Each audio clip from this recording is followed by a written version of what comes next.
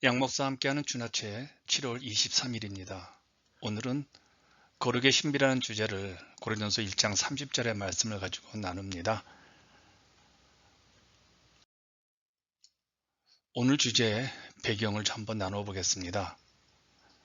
고린도서 1장 30절 말씀, 너희는 하나님으로부터 나서 그리스도 예수 안에 있고 예수는 하나님으로부터 나와서 우리에게 지혜와 의로움과 거룩함과 구원함이 되셨으니.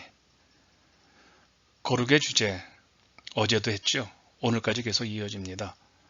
원문 제목은 어제나 오늘이나 같은 제목입니다. sanctification이라고요. 어제는 거룩의 조건으로 우리의 모든 것이 죽고 나만 남는 것이었죠. 오늘은 어떻게 예수님의 거룩함이 우리를 채워주시는지, 그것은 신비의 영역임을 다루고 있습니다. 오늘 깊이 묵상할 내용은 거룩은 예수님으로부터 받는 신비라는 겁니다. 신자의 삶에서 예수 그리스도의 완전한 거룩이 이루어지는 것은 신비로운 일임에 불명하지요. 예수님의 성품이 우리 안에 부여된다고 하니, 우리 안에서 주님의 성품인 거룩이 시작된다고 하니 이게 얼마나 놀랍고 신비스러운 일입니까? 그래서 예수의 거룩이 나의 삶을 통해 드러나는 것이 바로 성화라고 하죠. 거룩은 점진적으로 되는 것이 아니라 예수님께서 나에게 거룩이 되셨다는 사실을 믿음으로 깨닫는 그 순간에 거룩함이 우리 안에 들어와서 거룩함이 즉시 되는 것이죠.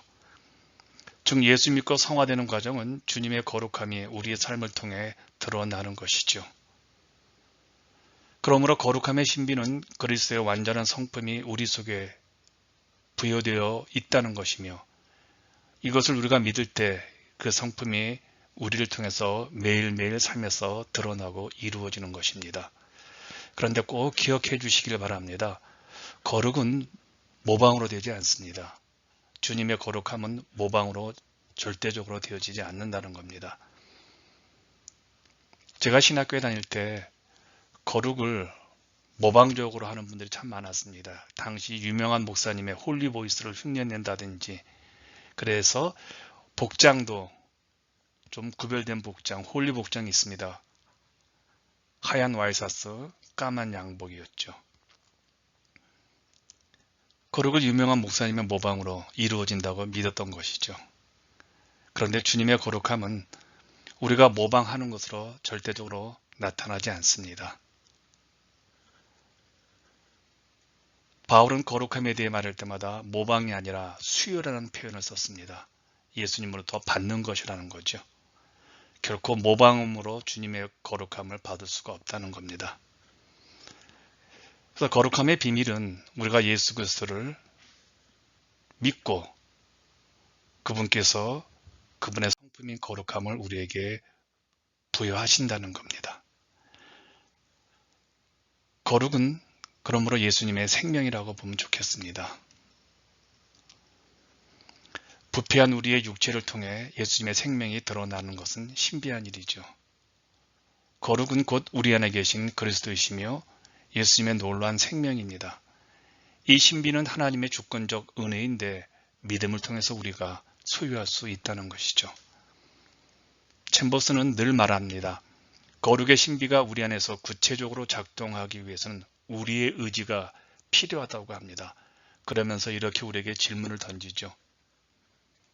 예수님의 생명이 하나님의 말씀을 통해 나타났듯이 성화가 당신의 삶을 통해 실제로 드러나도록 당신이 허락하겠습니까?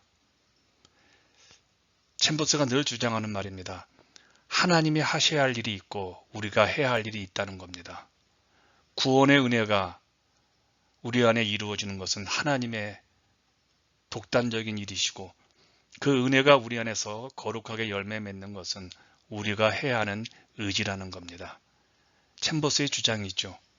거룩이란 주님께로부터 거룩하게 될 수 있는 능력을 얻어내는 것이 아니라 주님 안에서 나타났던 거룩을 주님께로부터 받아내는 것입니다. 그래서 챔버스는 부요라는 단어를 계속 사용합니다. 챔버스는 이 단어를 통해서 거룩은 전적으로 하나님에 의해 부여되는 것이지 인간이 모방하거나 또 인간이 어떤 능력을 가지고 이루어지는 것이 아님을 강조하고 있는 것이죠.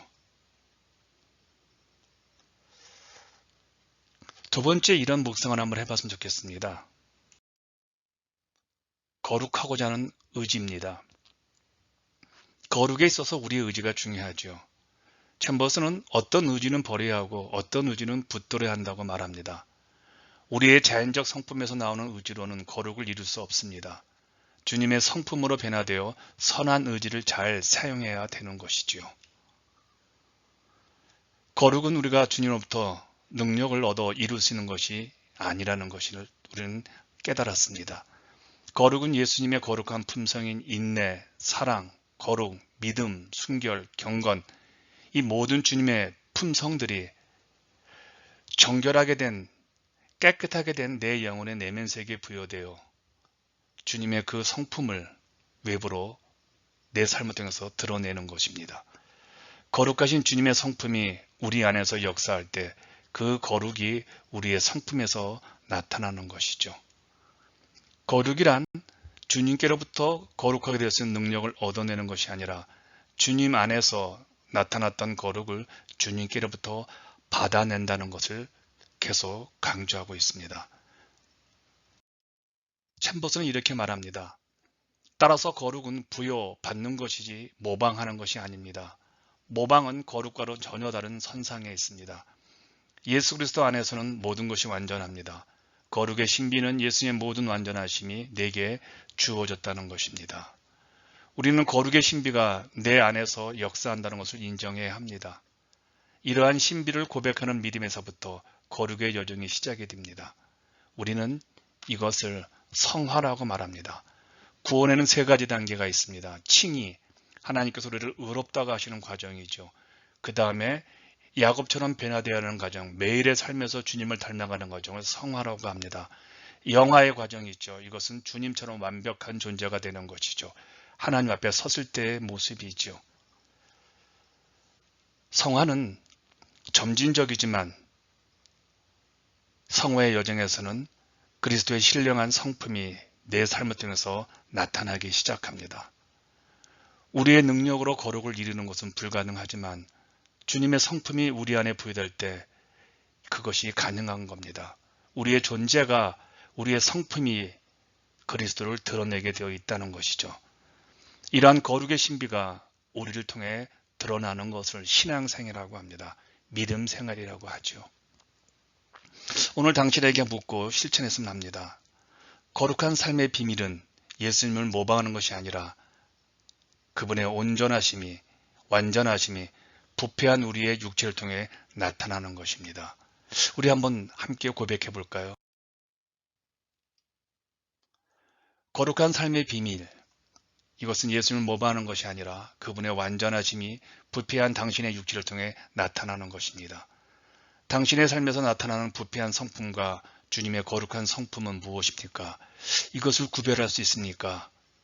오늘도 거룩한 주님의 품성을 삶 가운데 드러내어서 선한 영향력으로 살아가는 여러분의 삶을 응원하겠습니다.